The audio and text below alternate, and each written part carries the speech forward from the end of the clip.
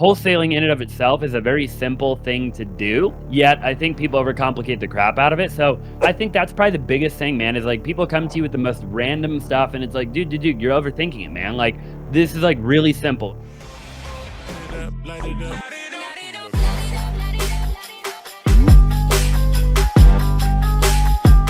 Welcome back to the Light It Up podcast. If you're new to this channel and you want to know everything about making money in real estate, selling, sales skills, building your business, or investing, then subscribe below, tap the bell for notifications so you can be the first to know what makes our great guests so successful. And we get calls and texts from people just like you every single day. We absolutely love it. So whether you're new in the business or looking to grow, reach out. We're happy to help. All right, guys, let's jump into it. Today, we are super excited to have with us Austin Zaback from the Zaback Group. And you guys are based out in Phoenix, Arizona, correct? Yeah, we are. Awesome, man. Well, we're really excited to have you here today. We're going to jump into a bunch of different topics, real estate sales, wholesaling, everything up and down the gamut. But before we do, why don't you just take a second and introduce yourself? I appreciate you guys having me. It is an honor to be here. And I know you've had a lot of really big names, so hopefully we can drop a ton of value for anybody watching or listening, obviously. My name is Austin Zaback. I'm 28 years old, and I'm a serial entrepreneur. I own multiple companies. We're one of the biggest wholesalers in the nation. We wholesale anywhere from 40 to 50 houses a month on average all over the nation. And we also run a pretty big retail operation too. So I'm a real estate agent. I've got about 45 real estate agents on my team, and I own multiple other companies as well. We own an education company, a media company. And again, I'm just a serial entrepreneur. So always growing, evolving, and, learning new information, trying to become obviously the best version of me. Yeah, love that. Good, man. Well, we're excited to learn a little bit more about that. But first, let's dive into the lightning round. We'll do the lightning round. So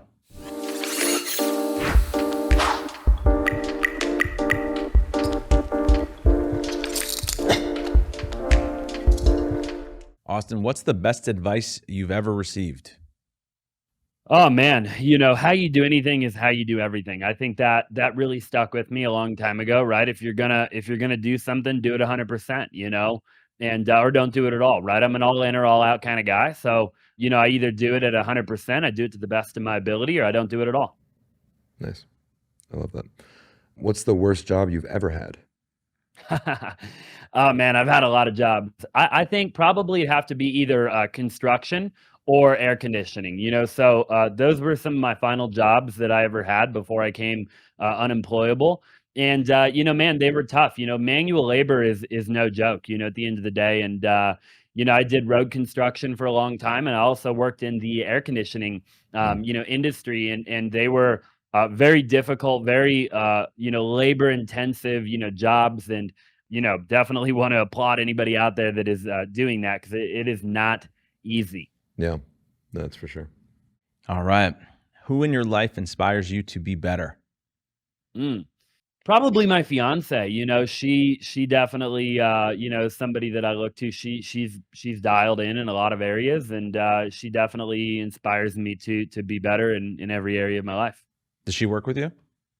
She does. How's that?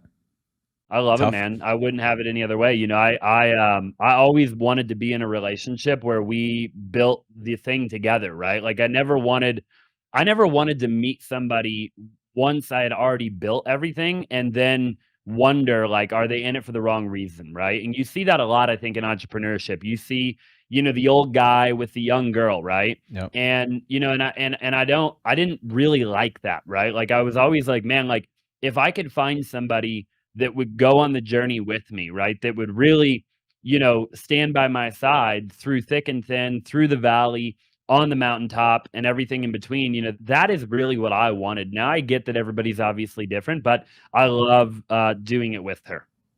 Good answer. Sounds like it's horrible, right? Well, no, it can be tough if you don't, especially if you got a lot of different businesses and you got a lot on your plate. There's really very little time to turn it off, or it could be that way if you don't have control of it. Yeah, no, it's a rare way to make it work together. All right, Austin, can you share a recent experience of you checking something off your bucket list? Man, I feel like I do that on a regular basis. I mean, dude, like for me, I want to do everything, man. I think in my life, like I've done a lot of really cool stuff. Probably do like just like serving people, man. I love to serve. I'm the happiest when I'm serving people. I've been in Nicaragua 3 times, building houses out in Nicaragua for people. And it's definitely something that I think was on my bucket list, growing up and getting a little bit older, just serving people at a higher level, right? I mean, Yeah. at the end of the day, obviously I've done a lot of other crazy crap. I've jumped out of a bunch of airplanes. I've done all the standard stuff that you hear people talk about on their bucket list, so for, now I think it's just a matter of like building a legacy and then, serving people at a higher level. Nice. Is there a certain story that sticks with you of an experience you had in Nicaragua? Man, I think that we go down there, we do stuff like that, thinking that we're going to change people's lives. And we do, right? We do change lives. Anytime we go to serve, we go to build a house, we go to Mexico or Nicaragua or wherever in the country, right? There's a lot of countries and a lot of people, billions of people that need help. We do it to change their life. And what we don't realize is that we come back more changed than the people we go there to change, right? So like, I think that for me, it didn't dawn on me that that was going to be the case until I went and did that. Like I went to help other people, and don't get me wrong, we helped a lot of people, right? But it ends up doing more for you than it even does for them, which is kind of a wild thought to think about, right? Yeah. Like, so I think that really stuck with me. Nice, man. All right, last question. If you could spend a whole day with someone, dead or alive, who would it be and why? Oh man. This is KIRO's notorious question. Yeah, I really look up to God. I think that like Elon is obviously probably a cliche type of answer. I would imagine other people have probably said that. I think he's obviously a brilliant guy in multiple different areas. I think, in business, he's obviously extremely brilliant. He knows how to play the game at a really high level, which I really admire. And I think that's obviously really cool to watch him in action, to even see what he did with Twitter and everything like that. I mean, the moves that he's able to make at that high of a level at that caliber is obviously really cool. So probably Elon, dude. I think, man, imagine hanging out with that guy for a day, right? Yeah, that'd be insane. What's interesting too is he's in so many different sectors too, so you can relate with that, right? Yeah. If you had to pick, so you shared 3 of the ones, like the wholesaling, the residential side of the business, and then the teaching side. If you had to get rid of 2 but keep 1, which one would you pick? It's really tough, man. Really, really tough question. Good question, by the way. Here's the thing, right? You can't educate people if you're not doing the thing, right? So like, I wouldn't be able to get rid of wholesaling or retail and keep education strictly because I'd feel like an imposter, right? And I think there's a lot of people out there right now that are doing that, and they sleep at night. And I don't know how they sleep at night, right? Because I can't for the life of me figure out how they're able to do that. Because, for me, the reason I didn't educate for so long and the reason that I didn't have a course, when I could have had a course or a mentorship a long time ago, let me tell you, but I wanted to be the best of the best, right? I wanted to be in the top 1%. I mean, I wanted to get 3,000 deals under my belt before I ever started to teach people at a high level, so I'd have to get rid of education and I'd probably have to pick between retail or wholesale. I'm very passionate about both, and it'd be very tough to pick which one. I suppose if I absolutely had to pick, I'd probably do wholesaling. Yeah. Just stick with the wholesaling. We were talking about this recently, and it's boom, boom, boom. It's almost like it's the opportunities that you have in wholesaling is easier because the skill set you learn from residential resale is like you can have half that amount of value or half that skill level, and you can kill it in wholesale. Well, I think So what I've learned is, because I've just recently been more and more involved in wholesaling, is that I think the people that could be good at wholesaling are people like me and you, because we spent the first 15 years, 10 years of our career, I say 15 for me, 10 for you, hunting for business, right? Like we were taught, like we grew up in the Mike Ferry platform where it's like, hey, there's 2 ways to get business. You could sit there and wait for it like an open house, and you could just be that agent with your feet up hoping somebody calls you. Or you could be the agent who's going to put on a headset and dial the phone and find yourself a deal, because the deal is out there. You just have to find it. So we spent so many years hunting for business, finding deals, knocking on doors, calling expireds, calling FSBOs, that if you have that hunter mentality, I think you could be a great wholesaler, because now you're just looking for, you're looking for deals and more specifically deals for yourself. Yeah. I love that, dude. I also think wholesaling is the gateway, right? When you think of wholesaling, I think of it as kind of the gateway drug, right? Like, you know, if really to be a phenomenal wholesaler, you've got to be phenomenal at running numbers. You have to understand how to underwrite a deal, right? And I think that that skill set in and of itself will serve you at such a high level in any area of real estate that you pursue, right? So like if you want to go become a massive, flipper, right? You want to be a big flipper, or you want to be a big landlord. You want to own 1,000 doors. You want to own 10,000 doors, or whatever. You have to know how to underwrite a deal, right? You have to know how to look at a deal and determine, hey, how much work does it need? What price do I need it at? Et cetera, right? Yep. So I think at the end of the day, it's just a matter of learning how to run the numbers. Yeah. Which one did you start with initially? Was it wholesaling or residential resale? I started with wholesaling. Smart. Oh, really? I feel like the whole drug of residential resale is like heroin. You get hooked on it. It's so hard to get it off because the wholesaling, you see the amount of opportunity that you can get because you're giving it to other people. With residential resale, you're like Agreed, hooked onto different things. Being at the age that you are, because we're very similar in age, and I always get that thought process, and it could be just me speaking out loud, is I feel like I'm getting distracted by the next shiny object when I'm thinking about starting something else or focusing on something else. Did you go through that phase as well, or is that something that you're like, this is in the same wheelhouse?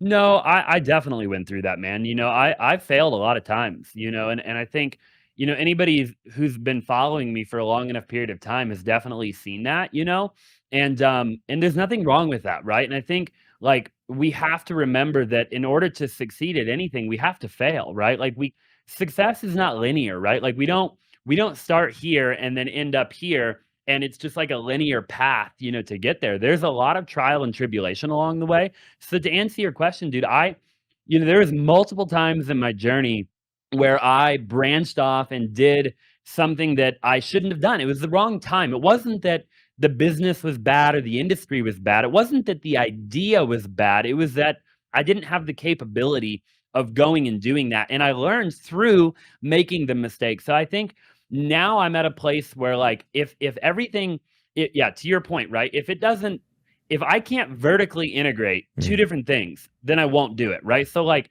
I learned, when I went and I was wholesaling and I was making a bunch of money, and then I went and started like an ATM company, or I went and started, some random thing that had nothing to do with what I was doing. That was a bad decision. Yeah. Again, it had nothing to do with the thing itself. That thing was good. It was a good opportunity. It just didn't have anything to do with what I was already doing. And so, I think now when I analyze an opportunity, it has to align with what I'm already doing. Yeah. Makes sense. That makes a lot of sense. In terms of training agents itself, are you the one that's responsible for it, or did you bring in somebody to manage the team for you? Yeah, great question. I do a little bit of that. I typically am on, a lot of our bigger calls. I'm in a lot of the bigger meetings now. Obviously it's evolved over time, right? And, we have 45 or so active agents on our team right now. I would say that we've had 300 over the last, the attrition is obviously in retail real estate, as you could have the best team in the world with the best leads in the world and the best CRM in the world and the best everything in the world. And not everybody's going to stay with you, right? And it has nothing to do with you being a bad leader or having a bad team or a bad culture, bad operation. It's just the reality. It's the nature of the game, And so, I think at the end of the day, I do my very best to provide value to all of our agents, and they know that they can call me whenever, they can text me whenever. I'm always available to my team. But I have a VP of sales, I have phenomenal business partners, and I really truly have an incredible team, right? At the end of the day, and I have an incredible executive staff. I've got a director of operations, and I've got the whole thing completely built out now. Yeah, which is smart. That's super smart. Yeah. One of my mentors recently just told me that like for real estate agent teams, you essentially influence people to work for you for free. And if you can't be profitable with that aspect, then there's something that you're doing completely wrong. And I was just like, damn, Josh, thanks. Like, I appreciate it. The one thing that's interesting is that I guess in my mind, wholesaling, scaling that operation seems a little easier than it is for a residential sale, right? They're totally different, man. I think that it's a different thing entirely, right? It's like comparing apples to oranges, and I think one is not easier in my opinion than the other. I don't think. I think that it's just different, and everything about it is so different that it's hard to even compare the two. You know what I mean? Yeah. What's the org structure look like on your wholesaling team? Big picture. Yeah, big picture. I'm not the CEO anymore, so I'm the president. I'm the founder. I've got an acting CEO, acting CFO, COO. I'm the president, like I said. I've got a director of operations in that company. And then we have multiple different, sales managers obviously in place and everything like that. So the wholesaling is a very well-oiled machine. And we wholesale, on average about 15 houses a week. Nice. And the way that it starts, I'm assuming, is that you have the wholesale operations, you're pumping all the money for marketing in there, and then anything that comes in too high, you give it to the residential resale part. Exactly. Yep. And vice versa, right? So anytime somebody, there's a lot of people that come through, they think they want to list their house on the market.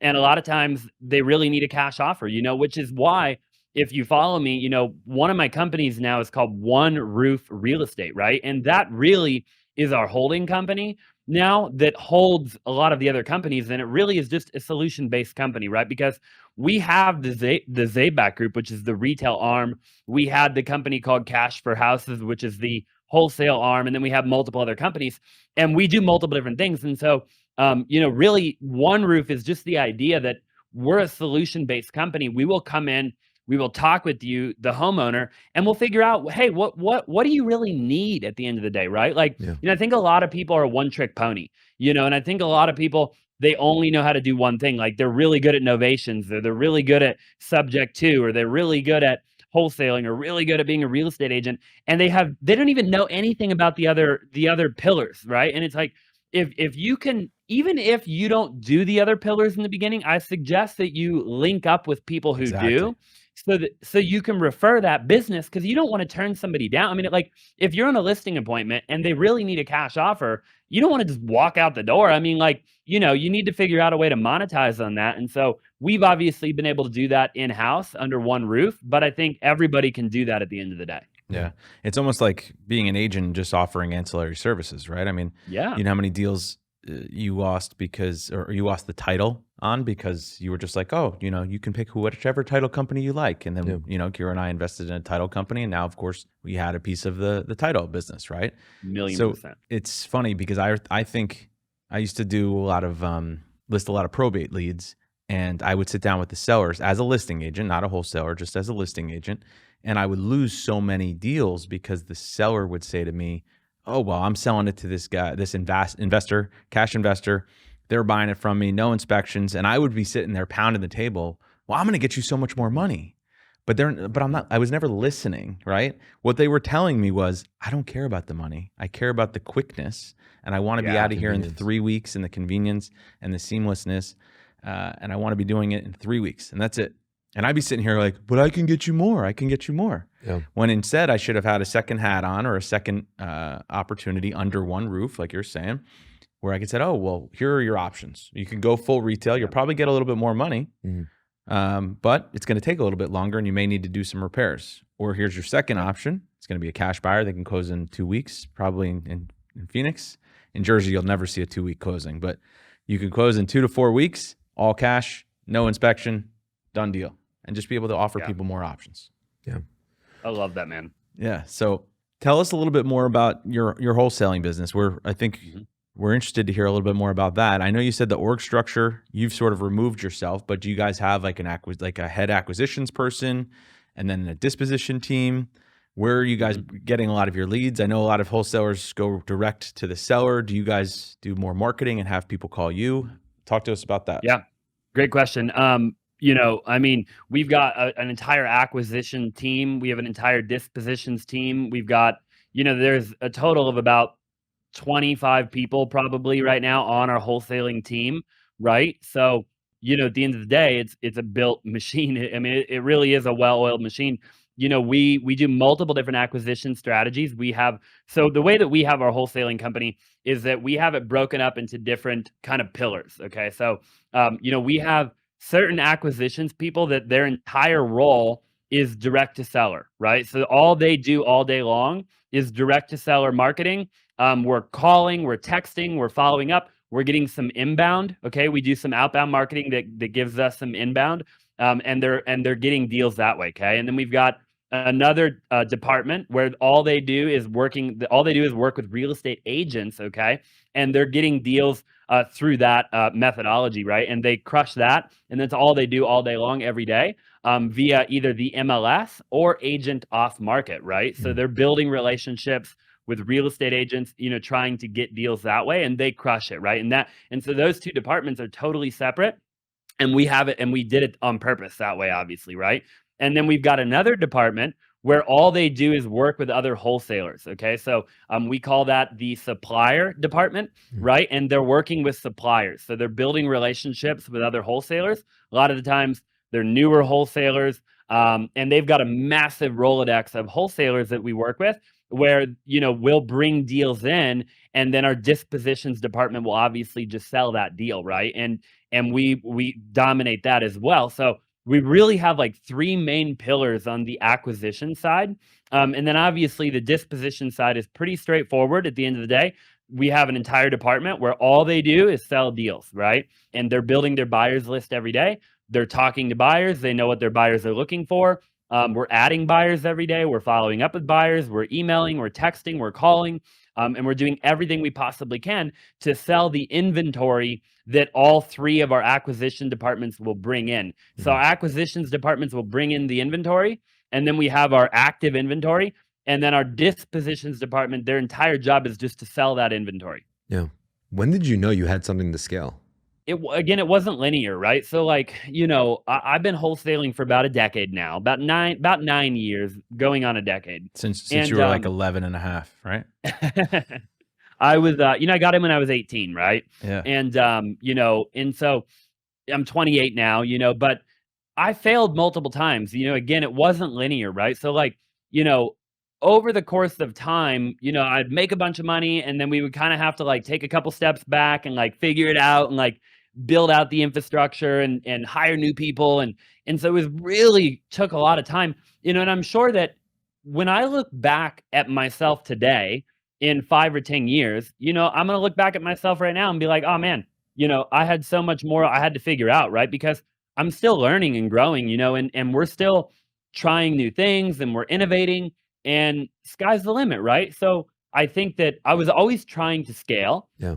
Sometimes I tried too soon. Sometimes like there's a lot of variables when you go to scale, right? I mean, like you need the right people in the right position, right? And then you need the right systems and processes. You need capital. There's so much when it comes to scaling that it's just like, it really all has to be just right in order to actually scale, Yeah. Yeah. Talk to us about the scaling process. Like, how long ago were you in one of those seats where you were the acquisitions manager, or you were the dispo guy, or you were the one, banging the phones? And then how did you slowly remove yourself from some of those positions? It's been quite a while for me. I have been in every position in my company at one point or another, and I could definitely step back in if I had to in any role. I probably wouldn't be as quick as somebody who's actively doing it, right, on my team. But I could definitely do it nonetheless. I haven't cold called or anything like that in quite some time.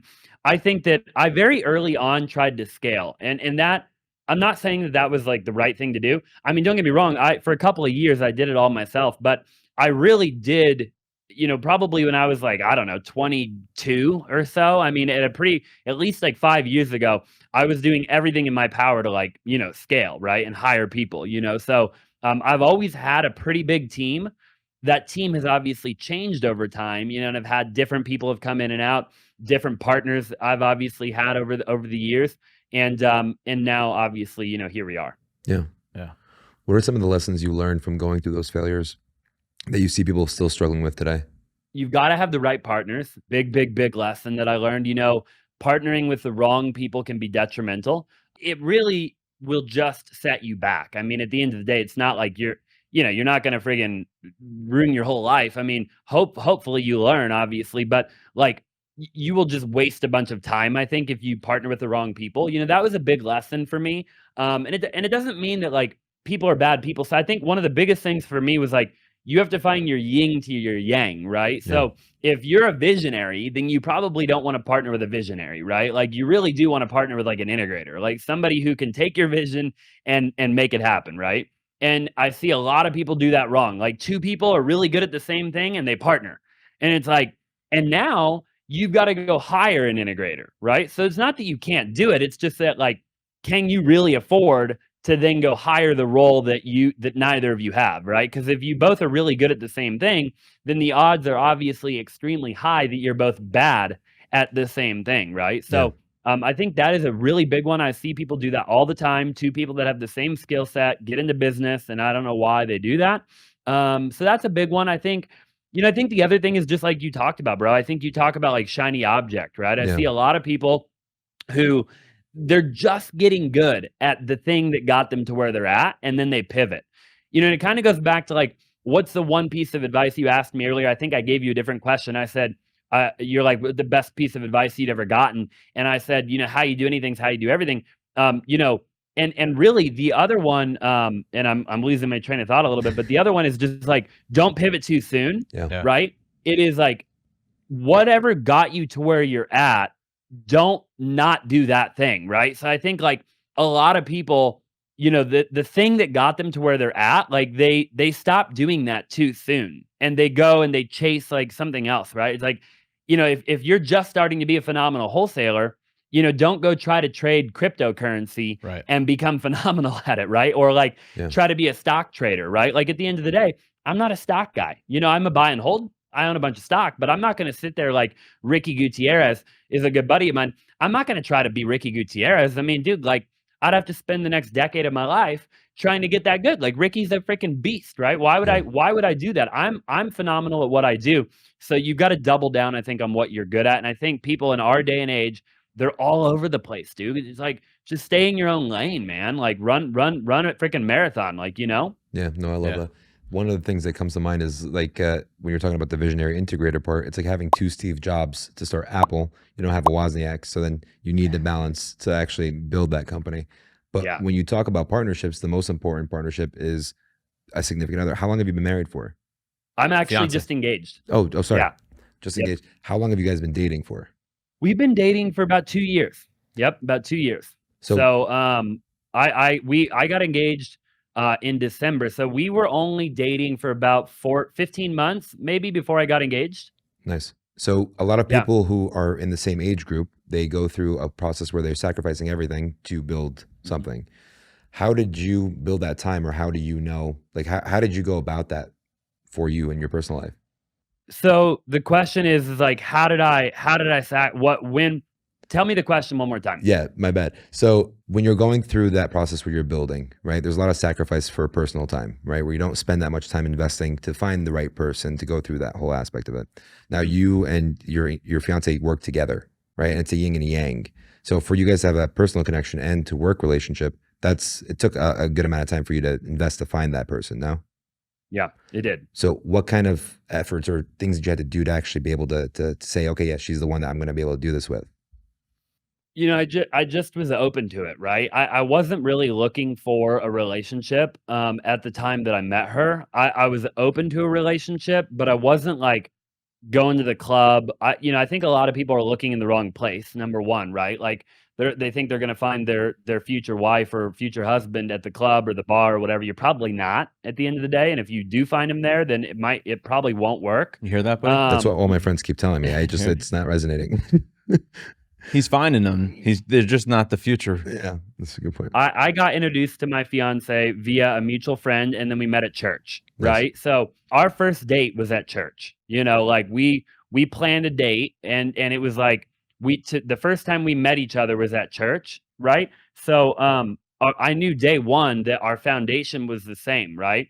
And so that to me was obviously really important, right? Again, I think that, you look at the Bible, right? Biblically, regardless of what you believe in, I believe this is true. You should always be equally yoked with anybody that you do anything with, right? And whether that be business or in a relationship, in a monogamous relationship, right? So what I mean by that is no matter what you believe, I think that you should believe a similar value than the person that you're getting into a partnership or a relationship with, right? So, at the end of the day, like, two people that believe totally different things probably shouldn't enter into a binding agreement, right? So I think it's just making sure like you're on the same page, right? And so I think that's like the biggest thing that I was looking for. And then when I found that, it was just kind of a no-brainer. I think I just let it organically happen. Again, I wasn't necessarily looking at that time. I think that it's just a matter of like, okay, if I find it, I find it. If I don't, I don't, but like I was in a lot of bad relationships too. So it goes back to like what we were talking about, right? Yeah. Like it ain't linear. I had a bunch of crap relationships, that like, thank God, I'm not with him anymore, and had it not been for that, I wouldn't have been where I'm at, Yeah, no, that's it. It sounds like you've given this speech before to some of your friends, because it sounds very similar to what one of my buddies told me recently. Sounds like you got to start going to church too. But the one thing is also, it's like in alignment for what you're doing already, right? So you didn't have to change anything habitually about what you were doing. It just naturally, organically worked with what was true to you, and which is important. And now when you're teaching and you're being exposed, because a bunch of people are reaching out to you as the authority to teach and educate them, what are some of the common things that you're hearing or being asked? So I teach in particular right now on wholesaling, right? So to the general public, our coaching program is a wholesaling coaching program. Okay. So I'm not teaching retail right now. Not to the general public, obviously. I'm teaching my team internally, but the general public, I'm just teaching wholesaling. With wholesaling, I think people just overcomplicate it. Our brand is obviously called Flippin' Simple, right? And I think the idea was just like keep it flippin' simple, right? Yeah. Like don't overcomplicate it. I think wholesaling in and of itself is a very simple thing to do. Yet I think people overcomplicate the crap out of it. So, I think that's probably the biggest thing, man, is like people come to you with the most random stuff and it's like, dude, you're overthinking it, man. Like this is like really simple. Like don't overcomplicate it, right? And so I think one of the biggest ones is like people can't comp, right? People don't know how to comp a house. I don't think realtors know how to comp either, by the way, which you know how to comp you need to know how to comp if you're a realtor too. Like how are you going to go on a listing presentation if you don't know where to price the house? Yeah. I mean, like, so I think learn how to comp, man. And people like, for the life of me, I'm like, just go practice. Like sit down and instead of like watching TV, like just sit down and comp houses, like it ain't that hard, But yeah, man, keep it simple, Yeah, I love that. The one thing that I realized, so Jamil and Pace, they both have Jamil's big to building relationships with the agents, and then Pace is direct to seller. Which one did you find in your personal experience to be more profitable? More profitable. Well, it really is a tough question. I don't think one is more profitable than the other. I think that you can make a lot of money in both, and I make a lot of money in both, and I've made a lot of money in both over the years. And I know Jamil very well. I know all the guys at Keegley obviously very well. I've known them for a very long time, way before Keegley was a thing, and they do it all. I mean, obviously Jamil's talking about like astro flipping, which is the idea of getting deals from real estate agents, but they do everything. I mean, they do, they work with other wholesalers. They do everything that we do too, so we're not that different. I think that direct to seller can cost more money, right? So I think the main question is like, typically when you're doing direct to seller, you have to spend money to make money. Okay. Yeah. So you've either got to do direct mail, you've got to cold call, you've got to text, you've got to do bandit signs, you've got to do radio, TV, commercials, pay-per-click, blah, blah, blah, blah, blah, right? Whatever it might be. And that will typically cost you a lot of money. Okay. Now, when you're directly to a seller, there is an argument that could be made that you could theoretically profit more on a single deal. Okay. Because you're the first line of communication to that actual seller.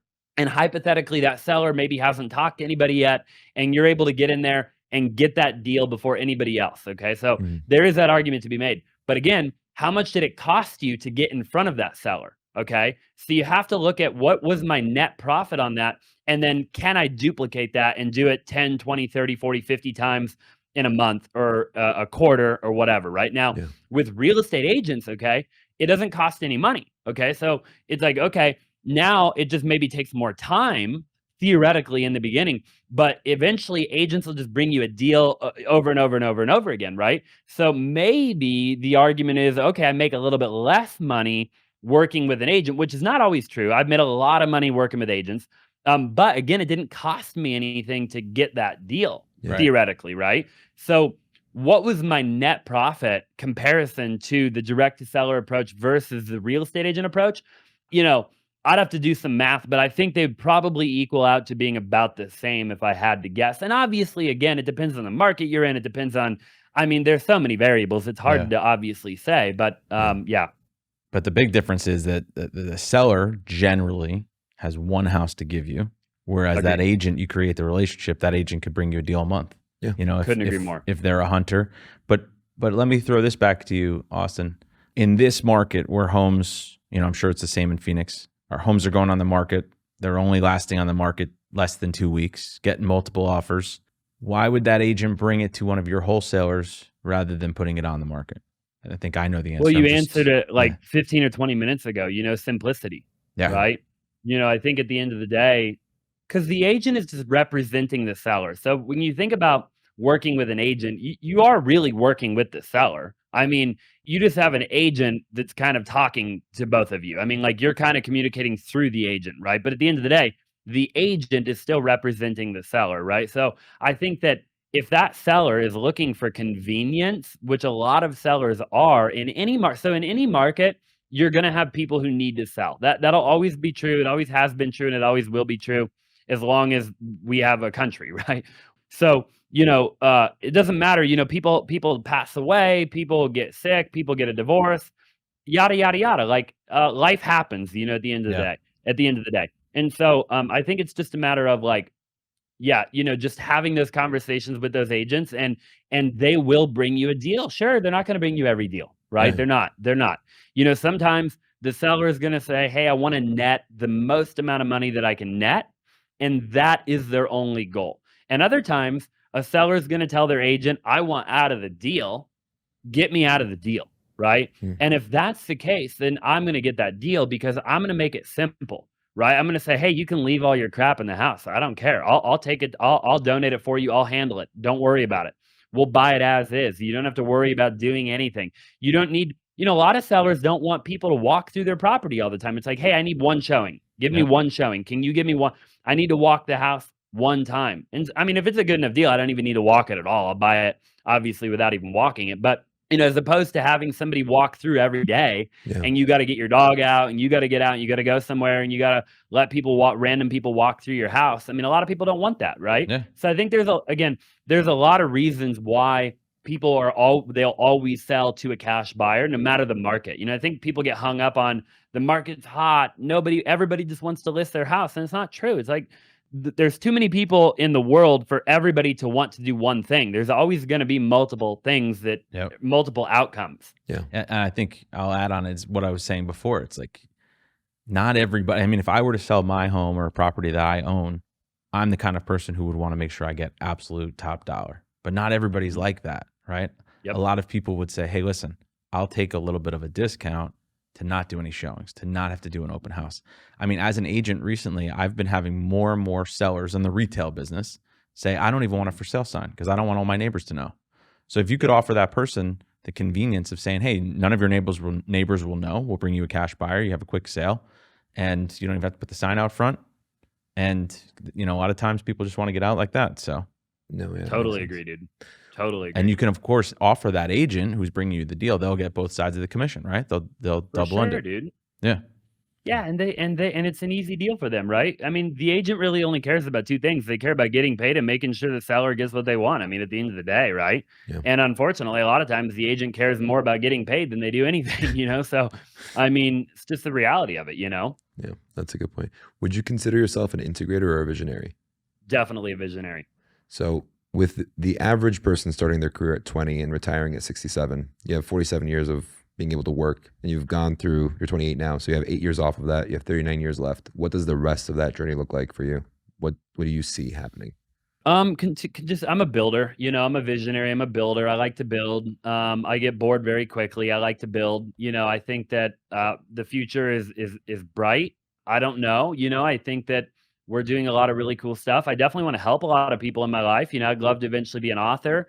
I'd love to eventually, you know, speak on a lot more stages and get out in front of a lot more people. Obviously, right now I'm focused on just building, Yeah. you know, so I'm not doing as much of that. I say no to a lot of speaking engagements and stuff like that right now, just because I've got to focus on what I'm doing, you know. But you know, I think I want to build a lot more companies, and I want to hire a lot more people, and I'd love to Again, I'd love to obviously travel. I mean, there's so many things that I have yet to do, but the main thing I think is just like building. I want to build as much as I possibly can. Nice. Spoken like a true visionary. Yeah, for real. Yeah. I just wish I knew what a visionary and an integrator was when I was 28. No, for real. Well, Yeah, dude. it still took you a while. He was like, we took EOS. Do you know what EOS is? I do very well. So in EOS, he was just like, I don't get it. Once the visionary's done laying down the vision, what's the point of the visionary? And he's like, I don't get it. Well, I'm like, dude, I don't get it. All right, we'll sit down on January 1st. We figure out the vision. Yeah. Like, are you not going to help with anything after that? I'm Yeah, like, for really, sure. our vision shouldn't change too much. Yeah, the visionary's always got a new idea. I've always got a new thing that I want to do. There's always another thing every day, right? I've got a new creative solution. I've got a new process that I'd like to see implemented. I've got a new strategy that I want to test out. I've got a new way of doing things. I've got a new company that I want to start. I've always got another idea, right? And it always is, I'm always paving the way for everybody else to travel that road, at the end of the day. And obviously that's extremely valuable. It is. Awesome. He just doesn't get it. Yeah. Austin, what's something that you want to leave the audience with? Man, just get out there and make your goals and your dreams a reality. At the end of the day, we all have struggle, right? And we all have, self-limiting belief, and we're all, I think we live in a world where we think that if we have like anxiety or we have depression or we have a self-limiting belief or whatever, that we can't achieve our goals. We can't put ourselves out there. And I just want to let everybody know that I've struggled a lot in my life, right? I've had self-limiting belief. I've had literal obstacles that I've had to overcome mentally, physically, emotionally, in every area of my life. And I still wake up and do it anyways, and I think it's just like, don't give up, don't quit. And you're the only person in your way, right? Like nobody else is in your way. You're in your own way, and I think that no matter what it is that you're struggling with, no matter what limiting belief that you have or what insecurity you have or whatever, like you just got to get out there and do it, man, because like you're God's highest form of creation, right? Like you're a literal human being. Like you could have been anything. You could have been a plant. You could have been a freaking dog, a cat, a walrus. Like you're a freaking human being living on planet Earth in 2023. And if you're listening, you're probably in America. And like, if you're freaking broke, if you're homeless in America, you're in the top 1% of the world. So stop making excuses and get out there and make it happen. Love that. Who helped you overcome your limiting beliefs? I'm still overcoming them. You don't overcome limiting beliefs. I don't believe that, right? I believe, I listen to Ed Mylett talk, and Ed Mylett, still talks to this day about dealing with imposter syndrome, right? And the guy's worth what, 500 million, 700 million? I don't know. He's got a brand new jet. He's got a house in Malibu. He's got a house in Coeur d'Alene. Like he's still dealing with imposter syndrome, right? And so I think that you don't, man. You don't. I wake up and there's days where I wake up and I'm like, I can't do it, right? And I'm like, and I don't want to do it, and I don't feel like doing it, and I don't think I can do it, and I'm not good enough, or I'm not whatever, and then you just have to do it anyways, and so I don't think that you ever get over it, man. I think that it is the daily act of waking up and doing it anyway, right? And however you have to do that. So like, go to therapy, get a coach, hire a mentor, watch podcasts, meditate, read the Bible, like whatever floats your boat, but at the end of the day, do it and then keep doing it and do it every day. I love that. That's so powerful. Awesome, man. And what's the best way for someone to reach out to you if they want to connect or collaborate? Yeah, shoot me a DM, on Instagram at Austin Zaback. I'm at Austin Zaback on any platform, but IG's probably the best way to reach out. Sweet, awesome, man. Well, thank you so much. Time with us, man. Appreciate it, brother. Really appreciate you guys letting me on your show, and it was an honor.